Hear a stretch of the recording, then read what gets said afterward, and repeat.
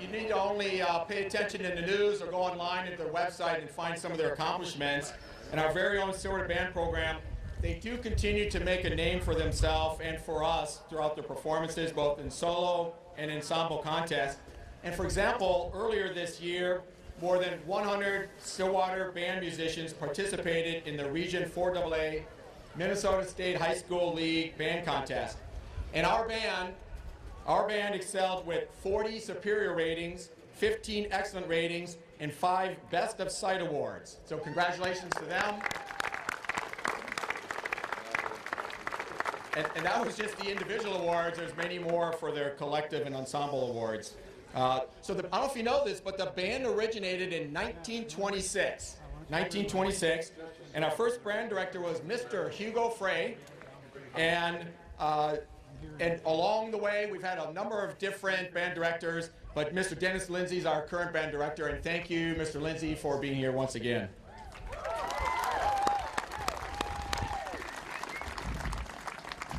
So I welcome you all to the Stillwater's Memorial Day ceremony.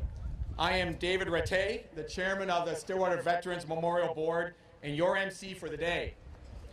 Now, many here have come to this memorial, this Veterans Memorial in Stillwater, for a purpose.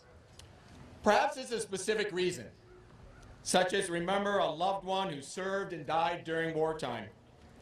Perhaps a broader reason, such as to gather with other local patriots to express thanks for our freedoms and our way of life, and to honor those on whose shoulders and strong backs we stand upon today, in the safety of the beautiful St. Croix Valley. Along the way, through over 240 years of our country's existence, many have served each other, whether it be labor to teacher, doctors and farmers, manufacturers serving policemen, firemen, and emergency services.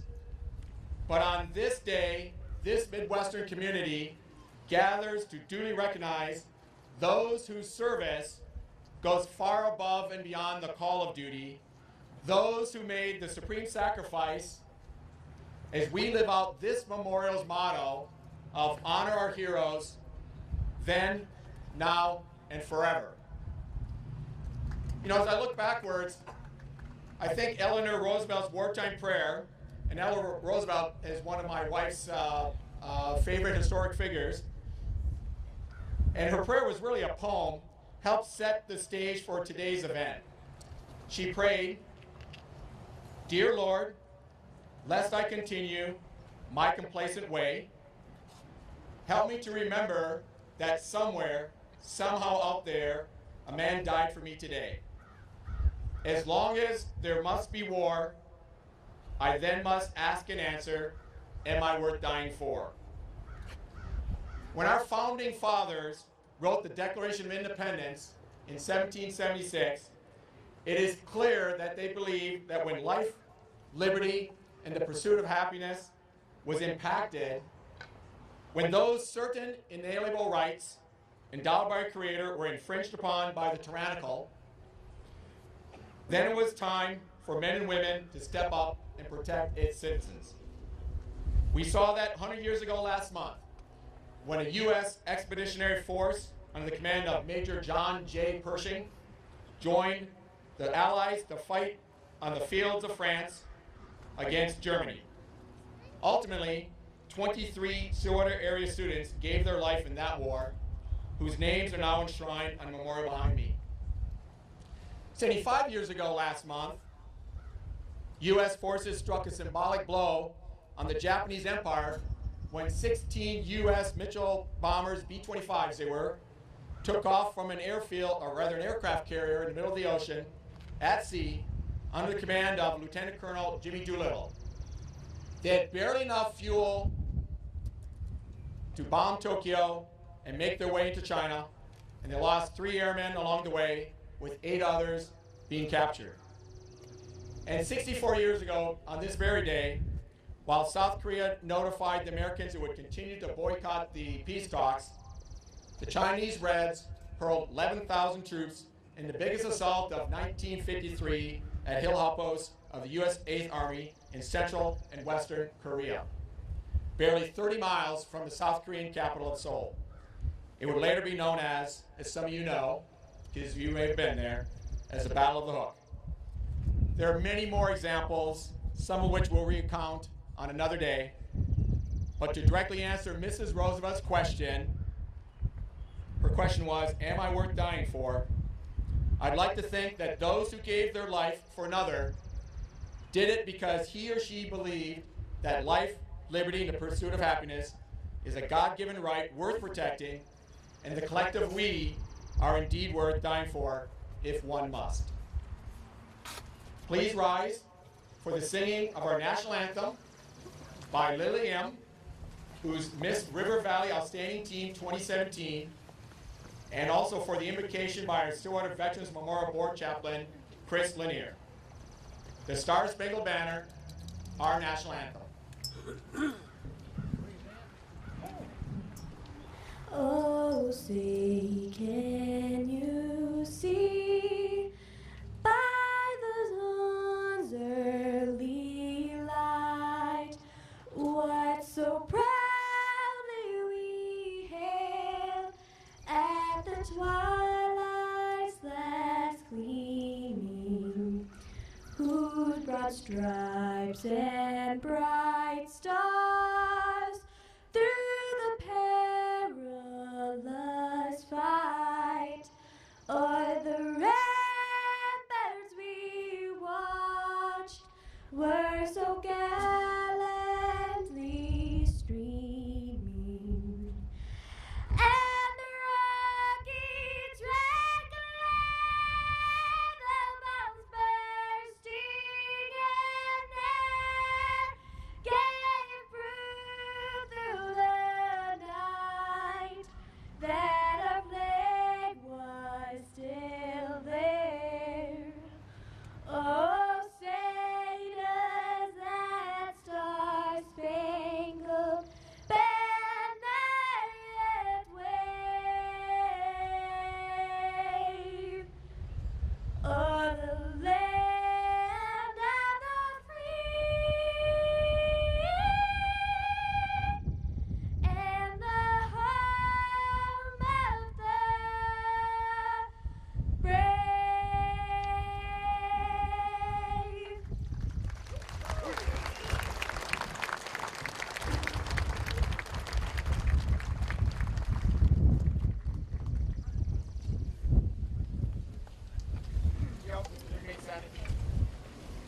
Thank you, Lily. That was beautiful. We can see why you have the honors that you have of being Miss Teenage River Valley, Miss Teenage River Valley. So thank you. Beautiful. Let us pray. Gracious God, on this Memorial Day, we pause to remember, reflect, and give thanks for those who have given their lives in service to our country. Fill us with gratitude this day for the blessings of freedom, liberty, justice, which we have been granted through the selfless sacrifice of men and women who have given their lives for the benefit of each of us. We pray today for families and friends who have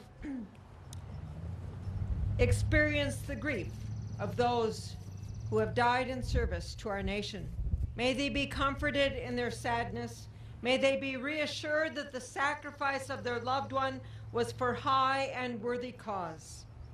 As we remember those who have given their lives in the past, we also think today of those whose lives are on the line today. We think especially of men and women who are serving in Iraq and Afghanistan and other places of conflict and violence.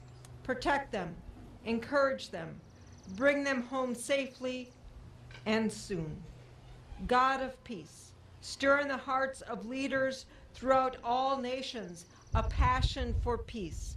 Bring an end to the pain and suffering, injustice and violence in our world. Amen. All right, I guess you may please be seated. So, of course, if nothing ever brings you to prayers when you and a bunch of other your compadres are responsible for putting on a big event and you got rain impending. So there's been several of us who have been praying for a little bit of relief, and so far so good, Lord. Thank you. So before I introduce our guest speaker, I'd like to welcome some special guests here today, to include Gary Kriesel. I saw Gary up front here, Washington County Commissioner. I saw Mayor Ted Kozlowski there. I think Councilman Dave Junker was going to be here too. So thank you all for being here today. I'd like to now introduce our keynote speaker and honored guest of the Stillwater Veterans Memorial, Lieutenant Colonel Bill Vandenberg, U.S. Army. So Bill was Minnesota born and raised. He's a currently Woodbury resident, and he's a 1986 graduate of Stillwater Area High School, one of our very own, and a 1990 distinguished military graduate of the University of Minnesota's Army ROTC program. Over a 27-year military career in both the regular Army and as a citizen soldier in the military, in the Army National Guard, and currently now in the Army Reserve, Lieutenant Colonel Vandenberg has served in numerous commands across the country and on various overseas assignments, to include some quality time in Iraq and multiple tours in Afghanistan, including he just got back from deployment here a month ago or so. He recently returned from Kabul, and he served as the deputy commander of the Forward Support Base Headquarters Resolute Support. Now, it's a base comprised of over 2,400 NATO service members. He's received numerous personal and unit awards, to include the Bronze Star and his Ranger Tab. Now, Bill's role as a civilian is a supervisory financial administrative specialist, and he works with the Department of Veterans Affairs at Fort Snelling. Now, Bill is kind of a Renaissance man. While serving in the National Guard commander in Brainerd, he researched and wrote a compelling book on the 30-some guardsmen from that unit that were caught up in the Bataan Death March that took place 75 years ago last month. That march is one such reason why Memorial Day ceremonies exist, to remind us of the sacrifice and the importance of a free nation. Now, that said, Lieutenant Colonel Vandenberg is joined here today by his wife, Jacqueline. There are two children, James and Luke, mother, Ruth, father-in-law, John Kern, and mother-in-law, Marion. Ladies and gentlemen, please join me in welcoming citizen soldier, Lieutenant Colonel Bill Vandenberg.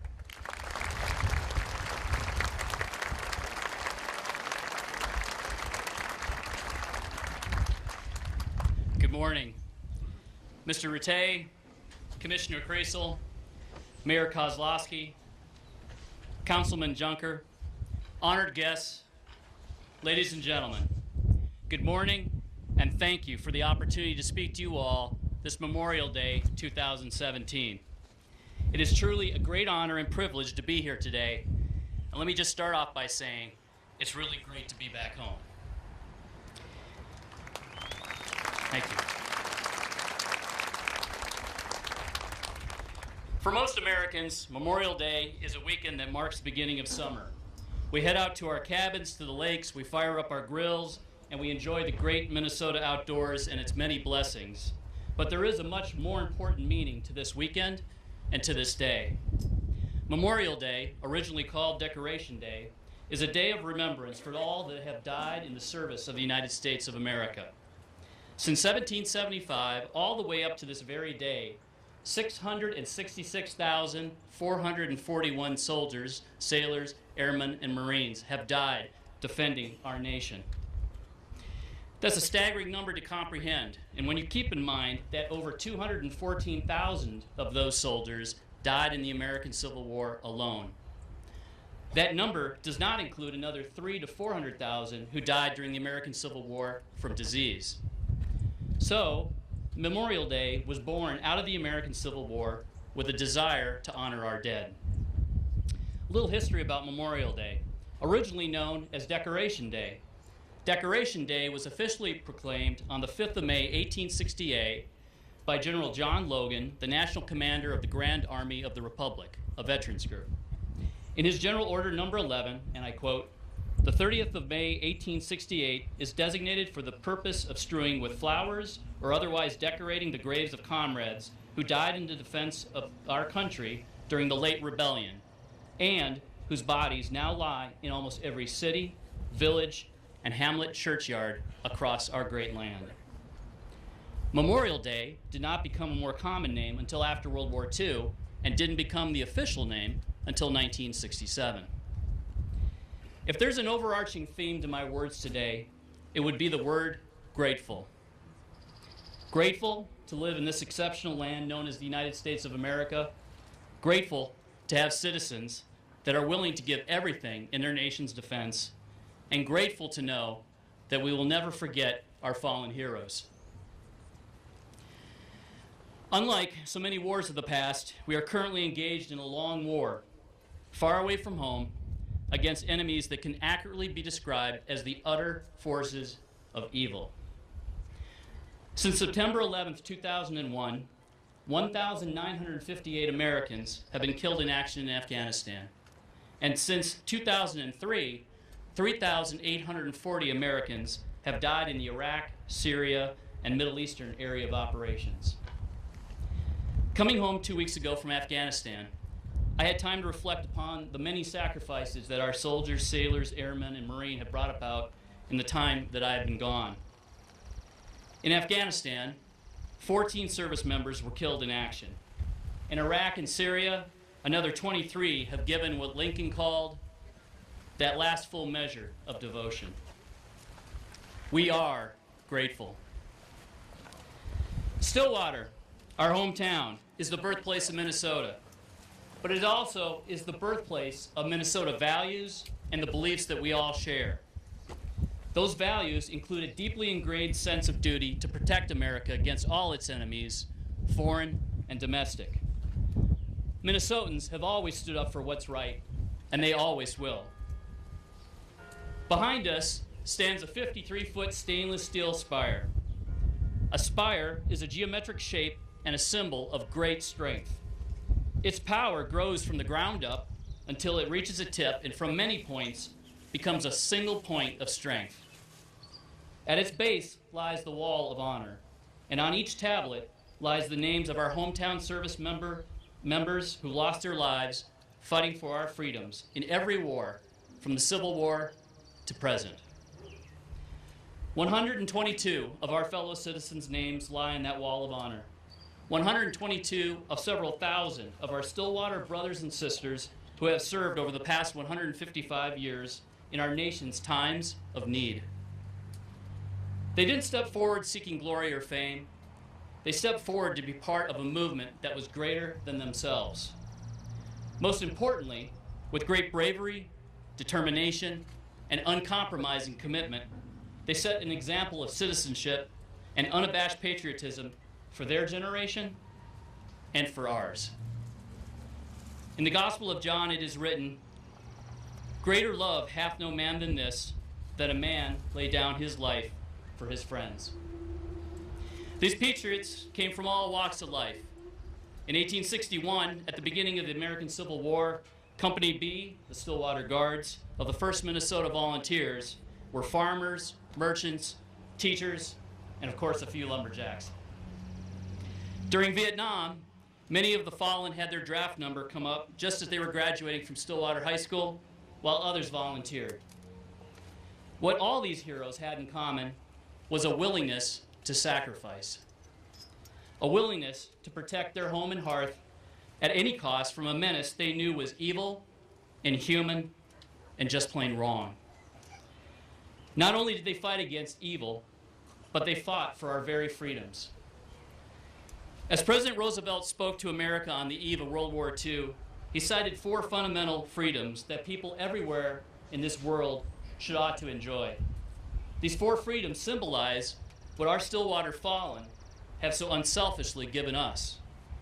They are the freedom of speech, the freedom to worship, the freedom from want, and the freedom from fear. Let me share with you some experiences from the Middle East. That first being the freedom of speech. Today's speakers have assembled peaceably to express their unhindered opinions of our honored dead. We do so without any fear of retribution or punishment. But in ISIS-controlled towns across Syria and Iraq, and in Taliban-controlled areas in Afghanistan, there is no such freedom. And the price for that action is most certainly death. In Kabul, we watched firsthand as a suicide bomber targeted a group of protesters last August, just days after our arrival. Just outside the green zone, we observed the protesters peacefully pass by. A suicide bomber detonated, leaving 6 dead and many wounded. As the dead and wounded were evacuated, the remaining 50 or so continued their march, more determined than ever to make their voices heard. The next freedom is the freedom to worship. Look at all the great church spires around our beautiful town. We practice tolerance, understanding, and we worship to the dictates of our conscience. I can personally tell you that having spent 3 years in the Middle East, that real Islam is a religion of peace, tolerance, and justice.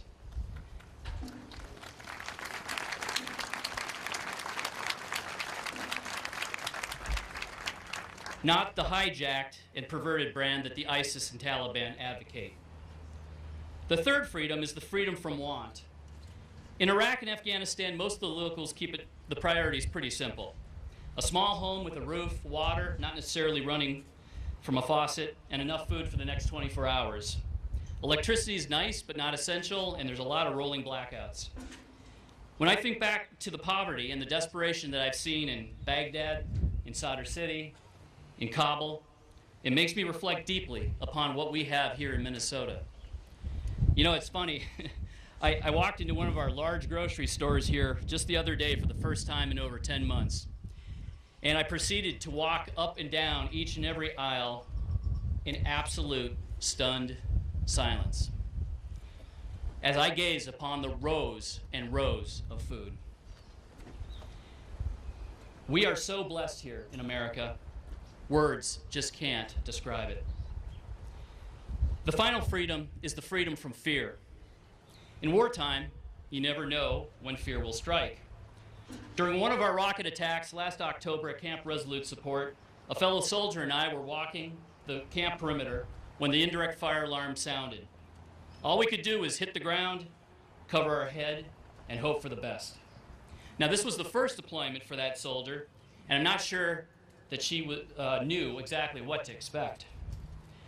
Moments before the rocket hit, she grabbed my hand and she looked me in the eyes with fear.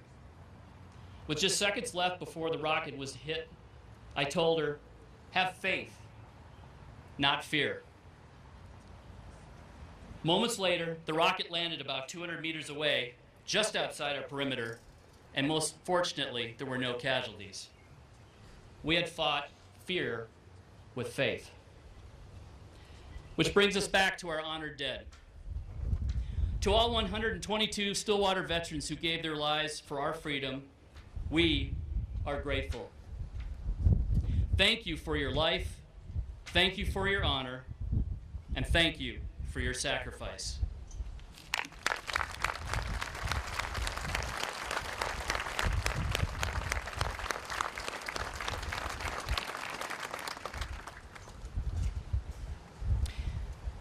Finally, I have a favor to ask on behalf of all our veterans. For those who have died in battle or passed after long life, make it a point to visit their grave and render them proper respect. As General Douglas MacArthur once said, I do not know the dignity of their birth, but I do know the glory of their death. For our living veterans, thank them for their service and try to get them to tell you a bit about their experiences. There's been much sacrifice on the part of many, and in the words of the philosopher Plato, only the dead have seen the end of war. For those brother and sister veterans out there struggling with your memories, reach out, be resilient, strong battle mind and skills you were trained to use. Ladies and gentlemen, thank you for the great honor of speaking with you today.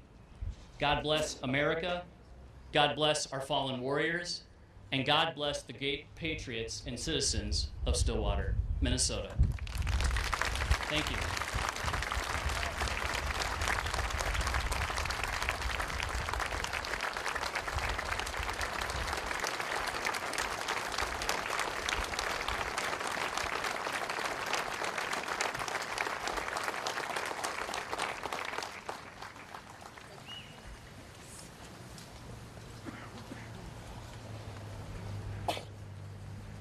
At this time, we will play the medley of Armed Forces tunes for each of the various branches of the armed service. As your hymn is played, please stand. And we'd like to start by honoring those of the Merchant Marine. Please stand and be recognized.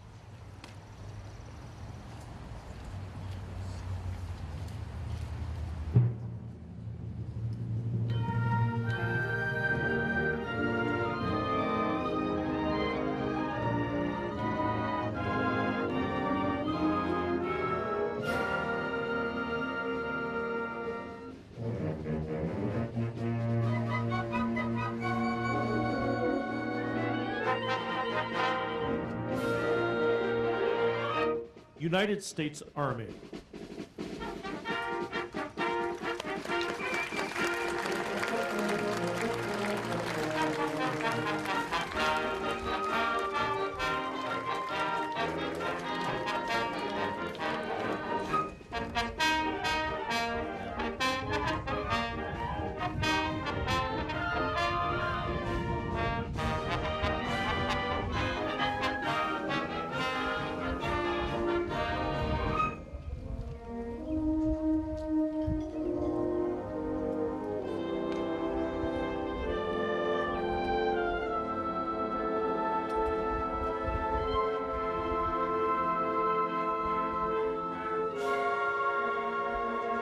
The United States Coast Guard.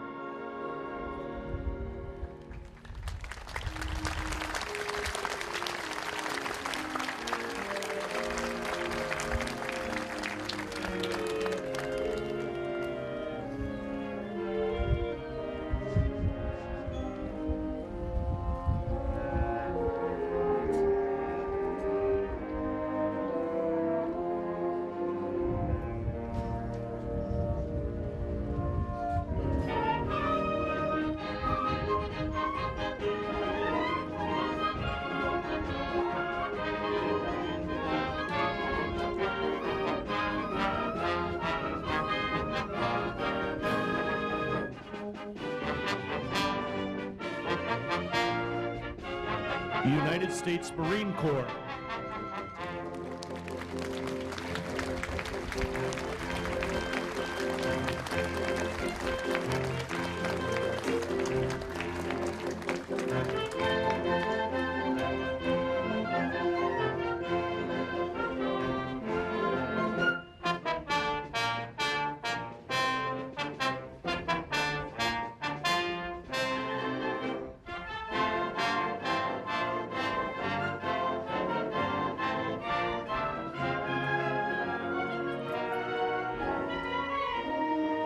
The United States Air Force.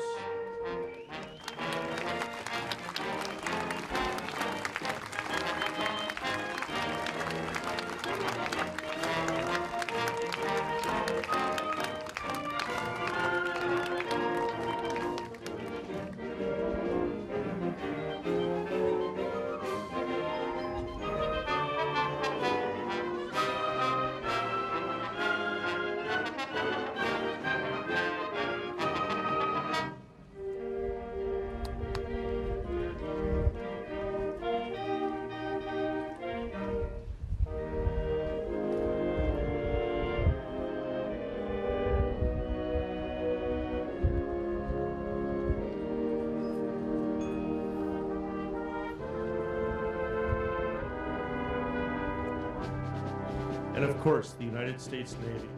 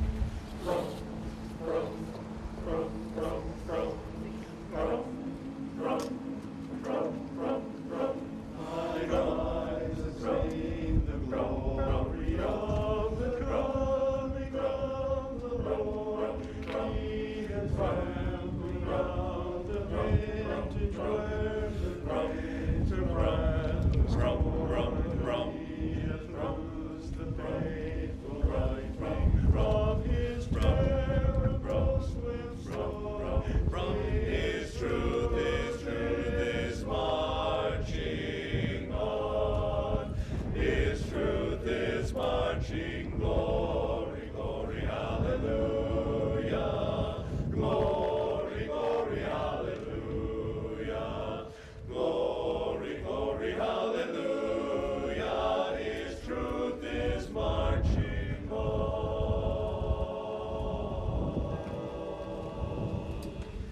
I have seen him in the watchfires of 100 circling camps. They have builded him an altar in the evening dews and damps. I can read his righteous sentence by the dim and flaring lamps. His day is marching on.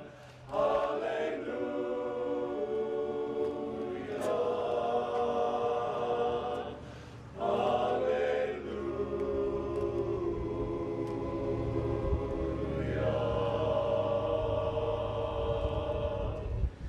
In the beauty of the Lily, Christ was born across the sea, with a glory in his bosom that transfigures you and me.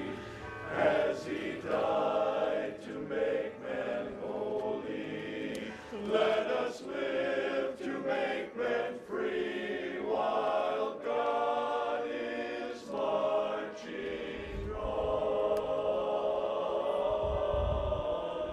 Glory, glory, hallelujah.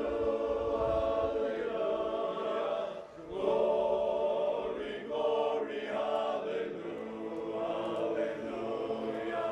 Glory, glory, hallelujah. His truth is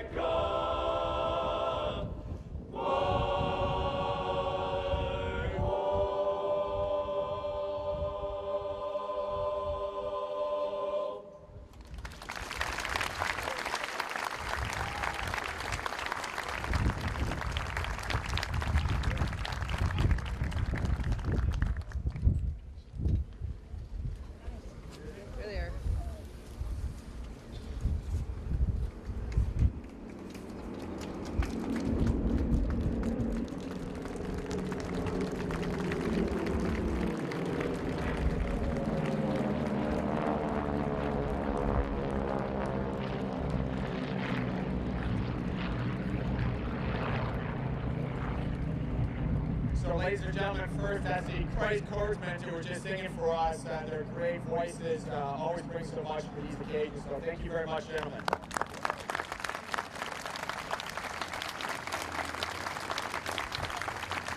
And also, ladies and gentlemen, that's the T6 Thunder Flight Team. Chuck Datko is the commander of it, on that particular team.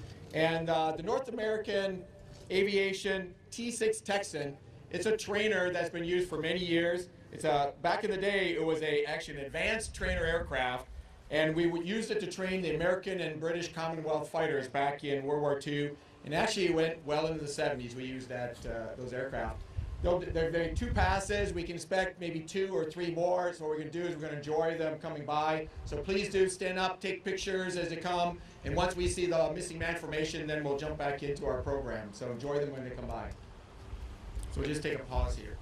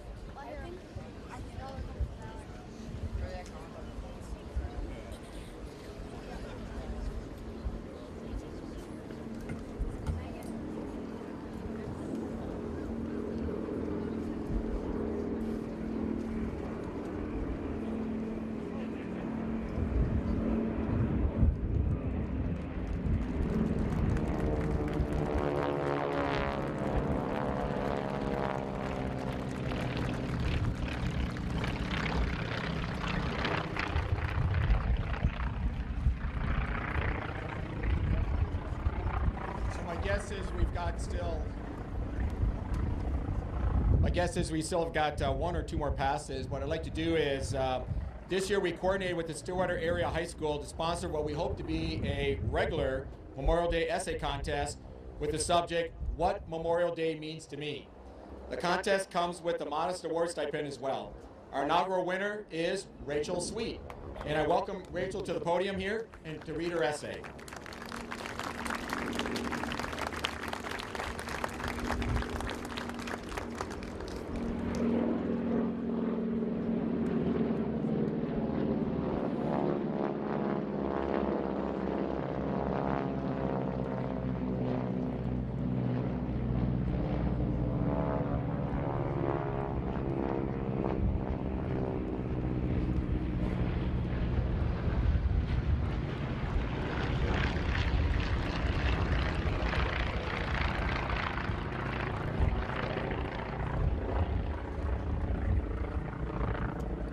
Memorial Day is a special day for me. I have had 2 family members serve our country. My paternal grandpa served in the Vietnam War as a hearing specialist, while my maternal grandpa served while stationed in Spain as a radar technician. My paternal grandpa has told me many stories about how people would come to him trying to convince him that their eardrums had exploded so that they wouldn't have to return to combat.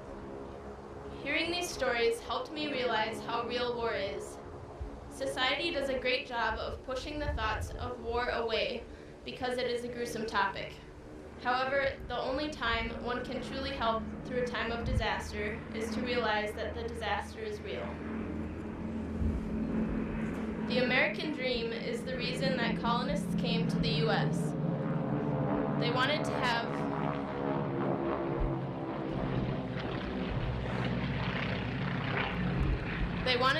the option for equal opportunity, but not enough of those colonists coming in search of this dream realize how it came here in the first place.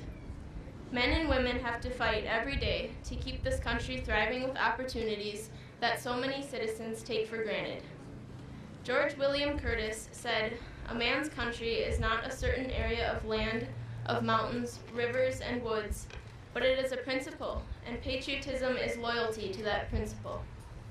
Curtis defines the American dream not as tangible objects, but as pride. For what good is the land that one lives on if he does not have a passionate connection to that land? It is very easy for many U.S. citizens to forget about the price that Americans had to pay, the lives that were taken, for this pride to be granted to us. But because Memorial Day arises every year, many citizens are reminded to be grateful for those who have passed serving in the U.S. Armed Forces. Each Memorial Day, I think of the story that my grandfather told me. It makes me stop and realize how privileged I am to live in a country that has men and women willing to fight for the safety of our country. I am very grateful that both of my grandfathers made it out alive in their years of the service. I am blessed for that. This Memorial Day will certainly have one U.S. citizen thankful for all people who served in the United States Armed Forces, and I hope you are too. As John F. Kennedy once said, "My fellow Americans, ask not what your country can do for you, ask what you can do for your country." Thank you.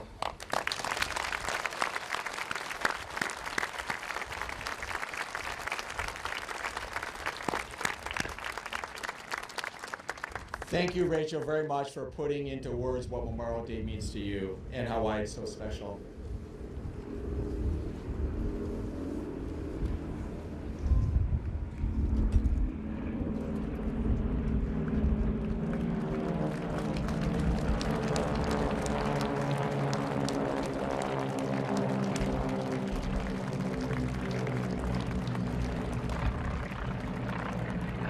So I think the missing man formation certainly was a great punctuation mark to Rachel's speech.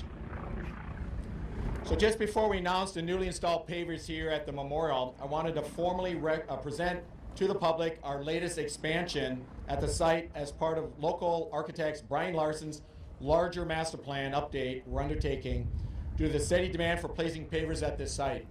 In fact, we have about 1,400 pavers installed. All the sites behind you except a couple are full, and so without this expansion we'd have no more place to place pavers, and we get about 15 to 25 every Memorial Day and Veterans Day, so it's important for us to be able to expand.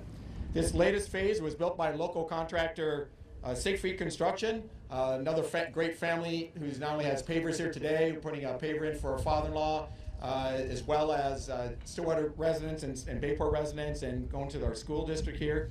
Our longtime brick and paver layer is Multiscapes, as well as irrigation company that help us here with making the site very great. And just over 260 new pavers are now available to memorialize a loved one's military service to their country. Perfect timing, is essentially we're all full up. Now, while we continue to actively fundraise for implementing the complete master plan, we're very thankful for those individuals who have contributed to date, as well as a few major sources such as longtime sponsors Margaret Rivers Fund and Lakeview Hospital. If you want to know more about how you can personally contribute, or if you can connect us with a foundation or corporate sponsor, or even how you can purchase a paver, please see our program.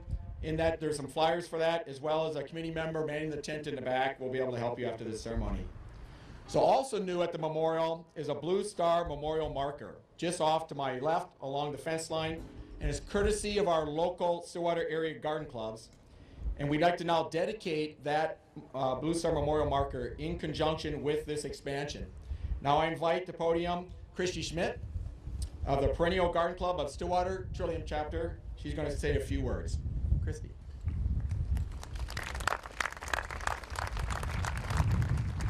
afternoon. We're here to pay tribute to our armed forces. While we go about our daily lives or while we sleep, the men and women in our armed forces fly our skies, sail our seas, and guard our shores, ensuring our safety. They stand ready at a moment's notice to defend our country. We must not forget them, and we do not. We remember with every step of the honor guard at the Tomb of the Unknown Soldier. We remember with every drumbeat on the 4th of July. When we pledge allegiance to the flag of the United States of America, we remember. At the sound of reveille, we remember. As the last lingering note of taps resounds in the distance, we remember. In remembering today, we dedicate this Blue Star marker to the honor and glory of all those men and women who have served or are now serving or will serve the armed forces in the future of this great nation. It is with pride that the National Garden Clubs, Inc. joins with the Federated Garden Clubs of Minnesota and the Perennial Garden Clubs of Stillwater to perpetuate our Blue Star Memorial Marker program with this marker that stands as a symbol for all to see, lest we forget those who help to keep us free.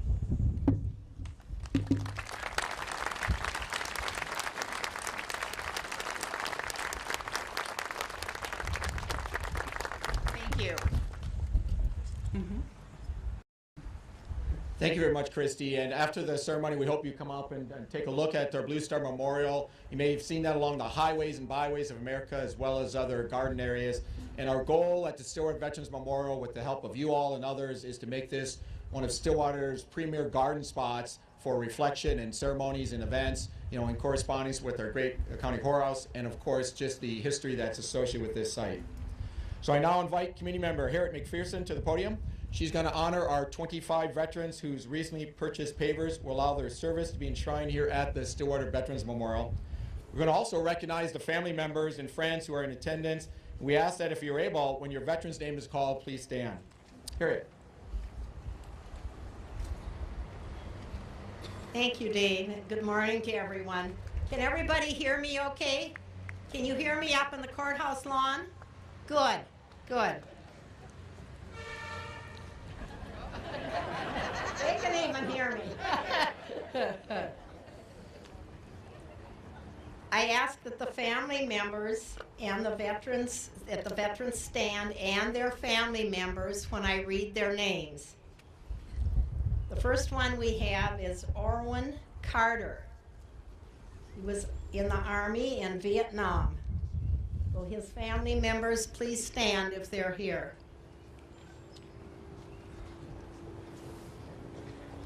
Next we have Clyde Harold Clayton. He was in the Army from 1953 to 54. And I know that he's here and a lot of his family members. Thank you, thank you. Next we have Harold Dornfeld. He was in World War II in the Army. Are there any of his family members here?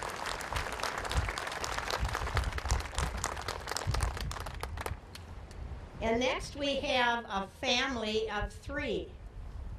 Jerry Foley, Jim Foley, and Jerry's grandson, Ross Helverson. And many of you know, where's the Foley? Oh, there they are.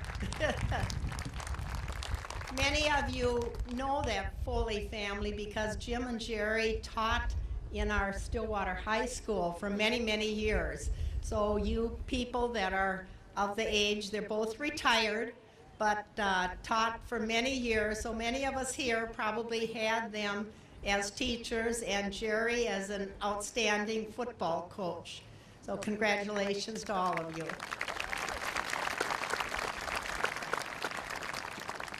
Next we have James Edward Gardner. He was in the Navy.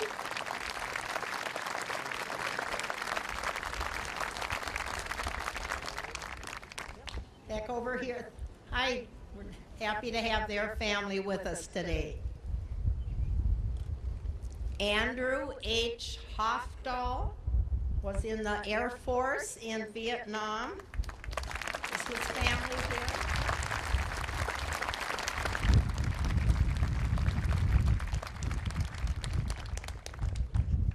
Robert W. Horning was in Vietnam in the Air Force. We have family members here.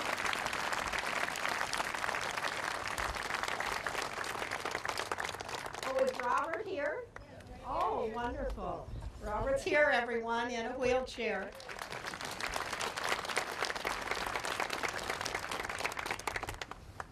We have Jean Ellis Keeper, or Kuiper, however you pronounce that name. Thank you for being here. He served in the Navy. Gordon Kirchner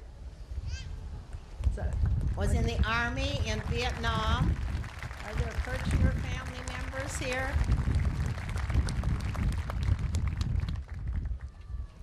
Raymond F. Lohman was in the Navy during the Vietnam War. Are there any members from that family?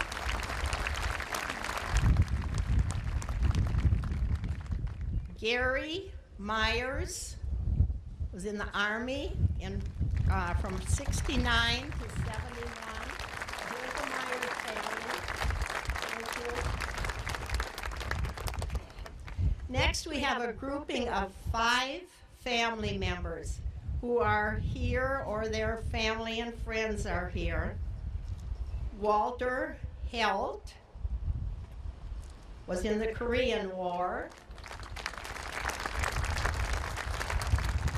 Please stay standing. The Donald Miller was in the Korean War in the Marine Corps.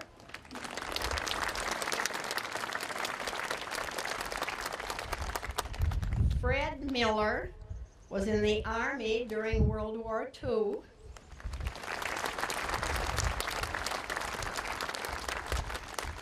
And Howard Miller, who I know is here, was in the Marine Corps, 56 to 92. And Leroy Miller, who was in the Army during World War II. Thank you all of you for all your service and all of you being here today. Next we have Eric Moen, a Navy veteran from Vietnam. Are there any of his family here today? Thank you for being here. Manly Nelson was a World War II Army veteran. Are there any family members here?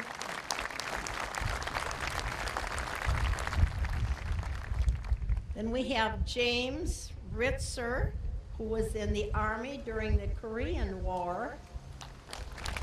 There's got to be some Ritzers here.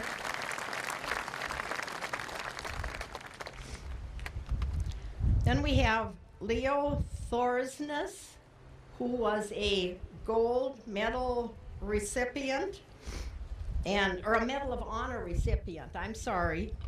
And I don't know if any of his family members are here today or not, but a gold medal recipient.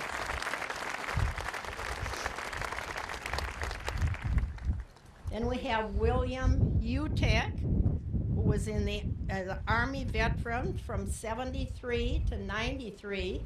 So he served in the Army for 20 years.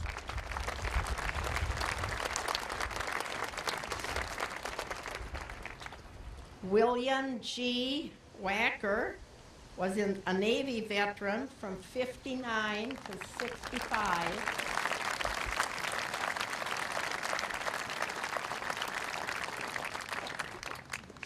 We have John Winslow, who was a World War II Army veteran. We have World War I, I'm sorry. Are any of his family members here? And last but not least, I know that we have Martin Keene, who was in World War II in the Air Force. Are his family members here? There they are. Okay. We thank all of these veterans for joining our memorial. We're so happy to have everyone here today, and it's nice to have the family members come, and it's nice to have more and more veterans become part of our memorial as we add more pavers. So thank you all so much for your service and for being here.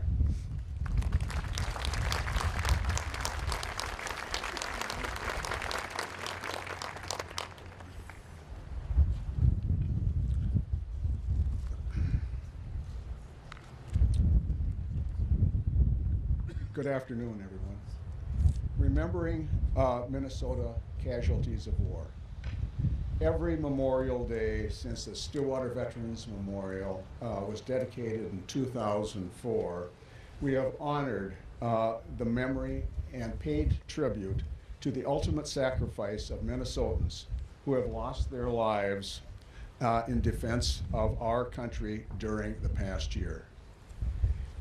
This year, we honor and sadly must recount that Special Forces Army Ranger Staff Sergeant Adam Thomas, Company B of the 10th Special Forces Group, died at age 31 from injuries from an improvised explosive device on October 4th last year in his second deployment to Afghanistan.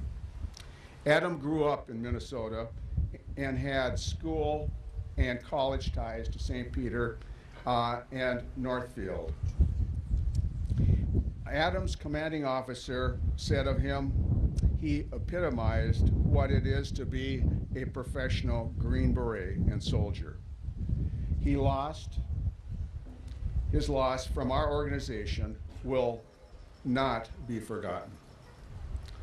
Also this past year, the remains of Gladen Iverson, World War II sailor from the southern Minnesota town of Edmonds, were recovered and positively identified.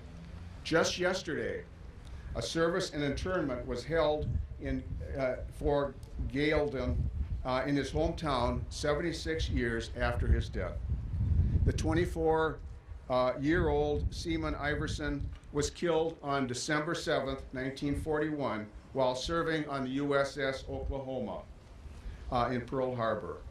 There were an additional 428 sailors who went down with their ship on that fateful day. We must never forget the significance and the ultimate sacrifice that those who stand between us, the threats to our freedoms, and our very way of life. We should always keep in mind that among us and immortalized here are veterans who have also gone in harm's way to save the lives of fellow comrades and bring them back home. Theirs is a collective bond of comradeship that will never be broken. Veterans in common service and shared experience have always bonded, and no more so than the last man's clubs of Stillwater's past military units. Veterans of our local military units from the Civil War, Spanish-American War, World War I, World War II, and Korea have all maintained enduring comradeship through annual reunions honoring fallen comrades and those that have passed since the last reunion. This year, and at this time, we wish to recognize and honor the World War II Last Man's Club of Stillwater and its last living veteran, Mr. Gene D. Curtin. Gene is the living embodiment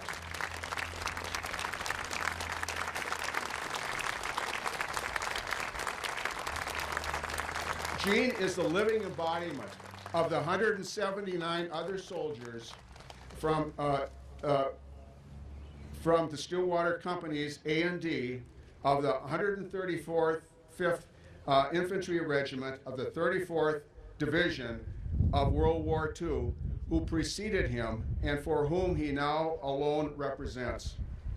Over the years, Gene has made a commitment and has been able to make most all of the annual Last Man Club's reunions to honor his comrades in arms. Gene, would you stand, please, one more time in recognition and appreciation for all you mean to those who have gone before you, this community, and all of us here today.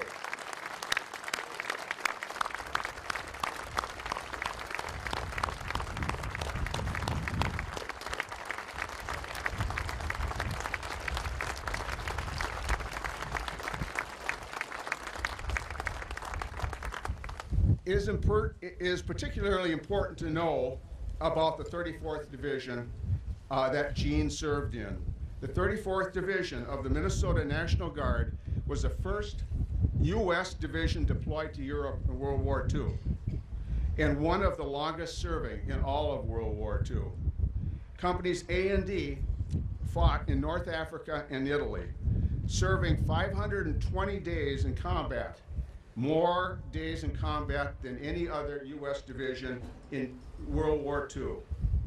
In North Africa, under General Patton's command, the 34th Division was in epic and pivotal battles with General Rommel and the Africa Corps. In Italy, they again were in the frontline battles in retaking Italy, including the battles of Monte Cassino up through Rome and to Bologna. As for Gene, he served the entire 4-year war in Europe with A&D companies and was wounded twice and awarded the Purple Heart as well as the Bronze Star. Sadly, many of Gene's fellow soldiers did not make it home. With great appreciation and respect, we present to Gene the personalized frame print of the Stillwater Veterans Memorial that includes a picture image of Gene's granite paver, which is located behind us here, and also symbolic images of the Last Man's Clubs. If you don't have a chance to meet and greet Gene today, you can certainly find him at the Stillwater Library most any other day. From all of us, Gene, thank you.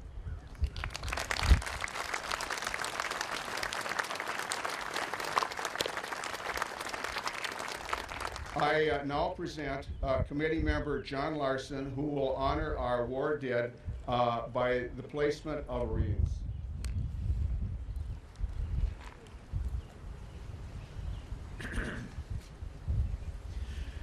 Good afternoon. At this time, we honor those who paid the ultimate sacrifice in defense of our country. I will introduce individuals representing the various branches of service who will be laying wreaths on the cross behind me, as well as remembering our missing in action and prisoners of war. U.S. Army. Army veteran Jim Luger places a wreath on behalf of the United States Army and honors Gary Myers, who was killed in action in Vietnam, 1968.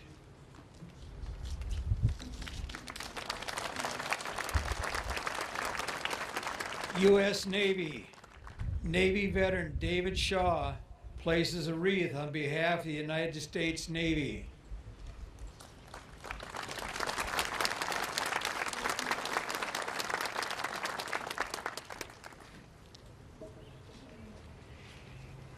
U.S. Marine Corps. Ron Christopherson places a wreath on behalf of the United States Marine Corps.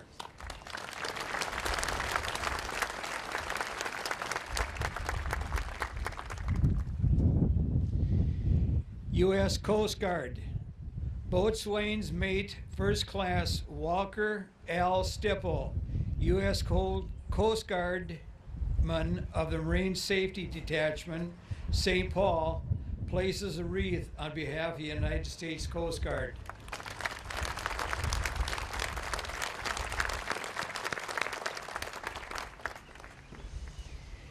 U.S. Merchant Marines, Steve Pollard, Merchant Marine veteran, places a wreath on behalf of the United States Merchant Marine.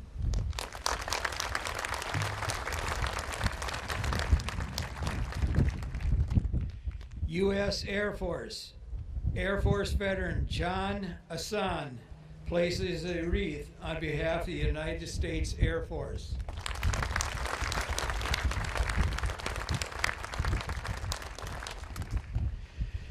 POW MIA, Cindy Kafka, daughter of World War II prisoner of war Leroy Miller, places a wreath on behalf of all prisoners of war and missing in action service members, of all members of our nation's wars and conflicts.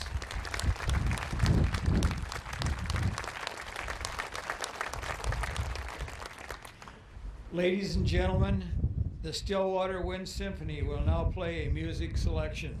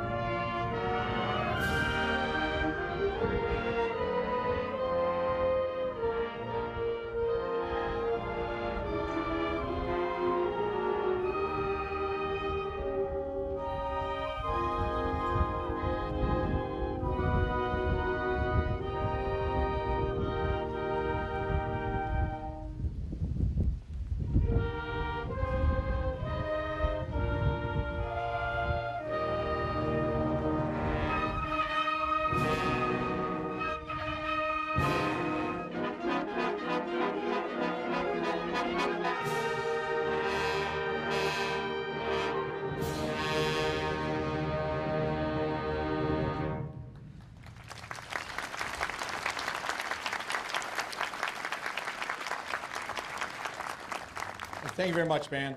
And right next will be the Stillwater Veterans of Foreign War will pay their tribute to fallen heroes. And I think it's appropriate to note we have lost a lot of good veterans, a lot of good former military folks this year or recently. And one such was a former commander of the VFW, and that was Larry Maslowski. And was a neighbor and a friend for many, and certainly my family. And I just want to read what we had in his at his funeral. It was beloved husband, father, grandfather, great-grandfather, brother, friend. So Larry, we miss you, but we have today here Dave Carlson of the Stillwater Veterans of Foreign War who will pay tribute to our fallen heroes. Dave.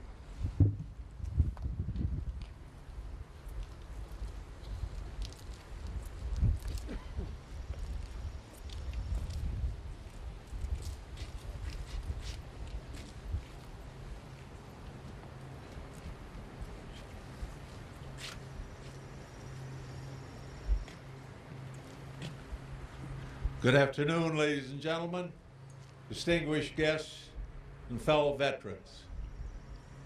Thank you all very much for being here with us today to help us pay tribute to our fallen comrades. Whenever an American in uniform is killed by hostile enemy action, it is meaningful, and that loss must be remembered and forever recognized. That is why we are here today. The Memorial Day service we are about to conduct is done at cemeteries and veterans memorials throughout our great land. There is no greater honor than to give one's life for one's country.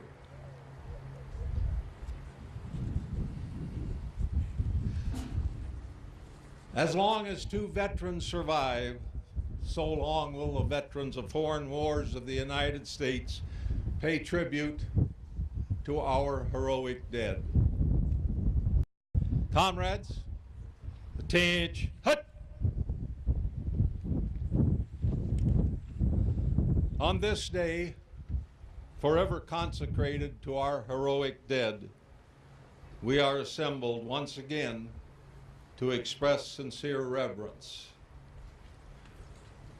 This place represents the resting place of many departed comrades who served in all wars.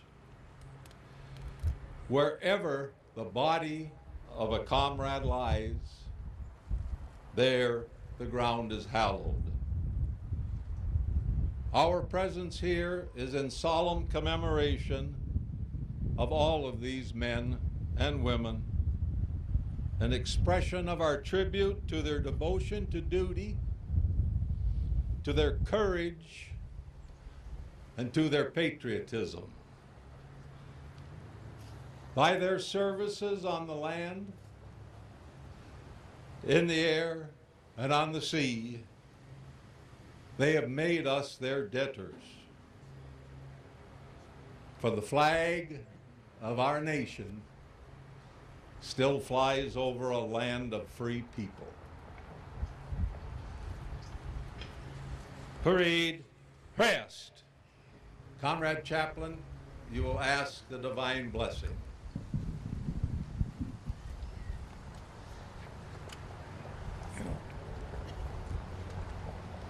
Father of us all, in the depth of our silent reverence, we realize the truth of the inspired words.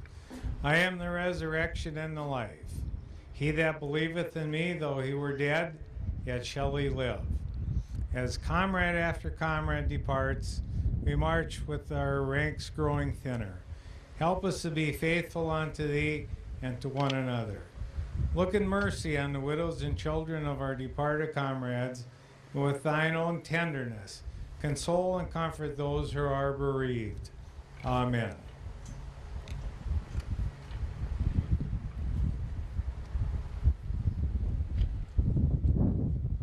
Attention. Officers and members of Greeter Hines Comfort Post 323, veterans of foreign wars of the United States, we will now pay our respects to our departed comrades. In so doing, we offer a solemn tribute to all comrades wherever they may rest. Comrade Senior Vice Commander. On behalf of Post 323, Veterans of Foreign Wars of the United States, I place this symbol of our remembrance.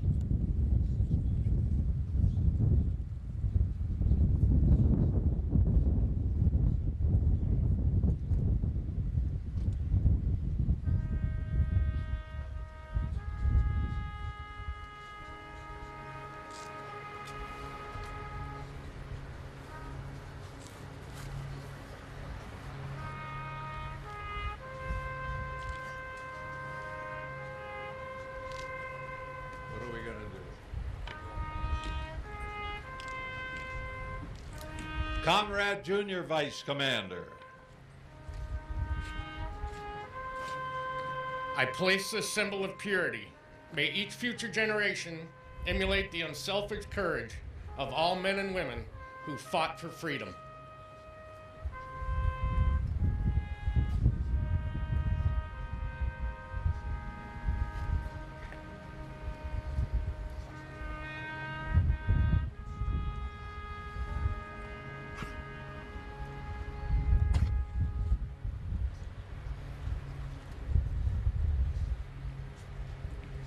Comrade Officer of the Day. In memory of the heroic dead who have fallen in defense of the United States of America, I place this tribute of our devotion and everlasting remembrance.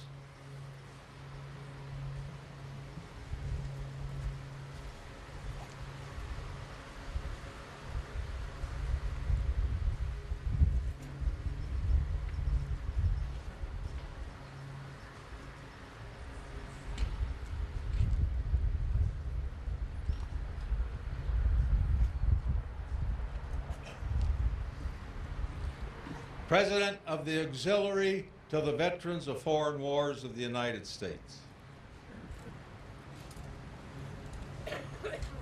On behalf of the Auxiliary Veterans of Foreign Wars of the United States, I place this emblem of eternity. Its color speaks life everlasting. Thus, we do immortalize the brave deeds of our soldiers, sailors, airmen, and Marines who have given their lives on land, sea, and in the air.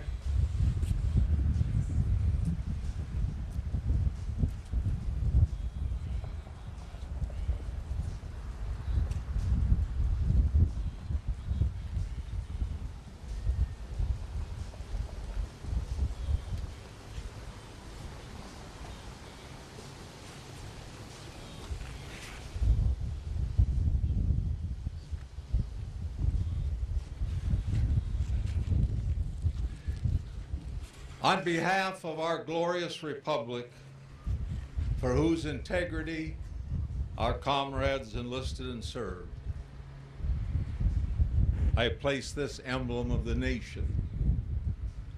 The flag of our country was theirs to defend. Its glorious colors shall wave over them in death, as in life, for all to behold.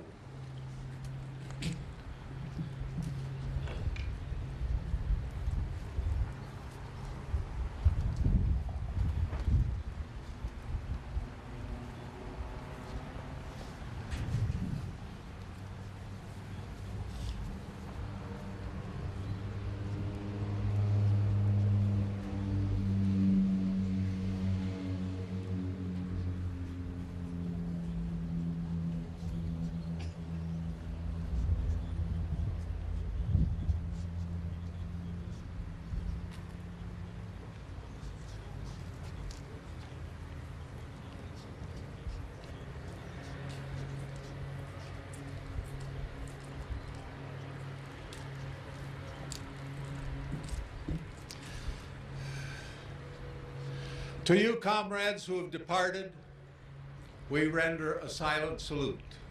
Comrades, salute. 1,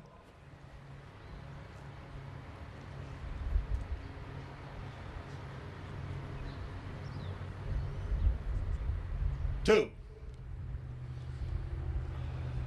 Comrades, in the silent lands beyond, wherever your mortal remains may rest, these solemn services we hold in tribute to you.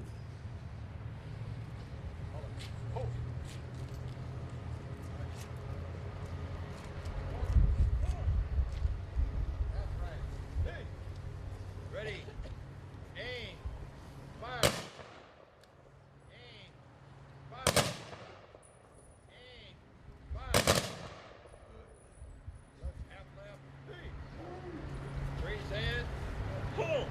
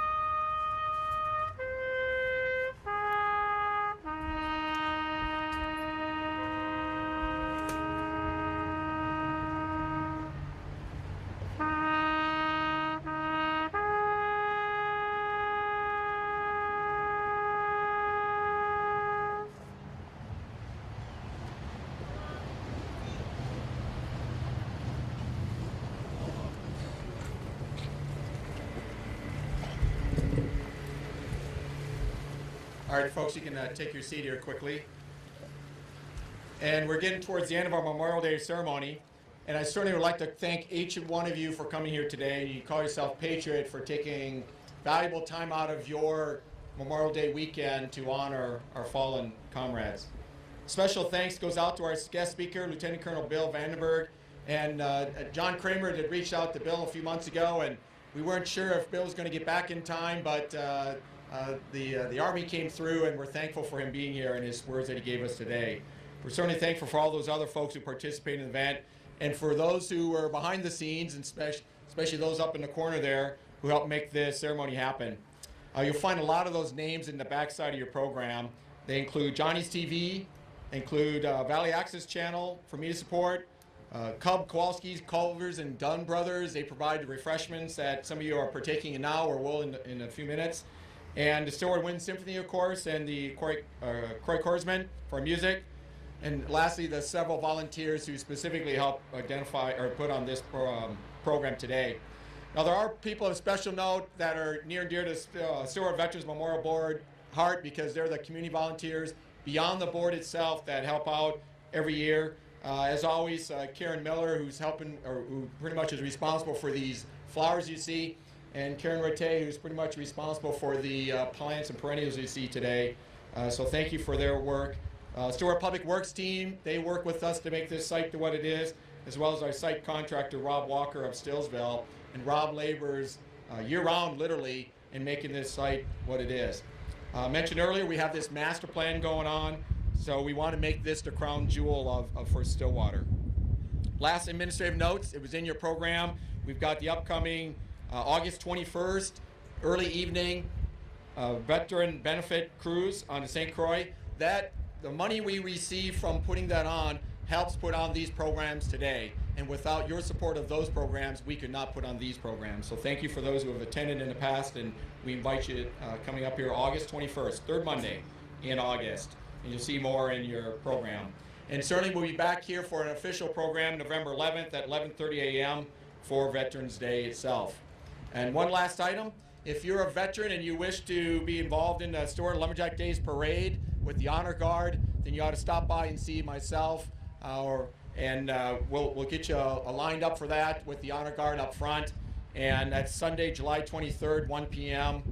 And our very own City Councilman Mike Polino helps run that part of the Honor Guard along with the help of the local National Guard unit. And see me and I'll tell you more.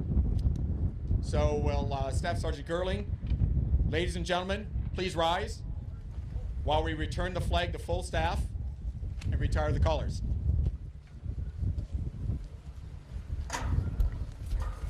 And salute.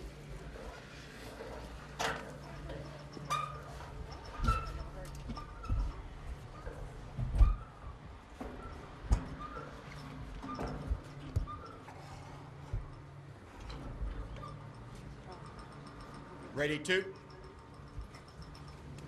American Legion, retire the colors. And salute.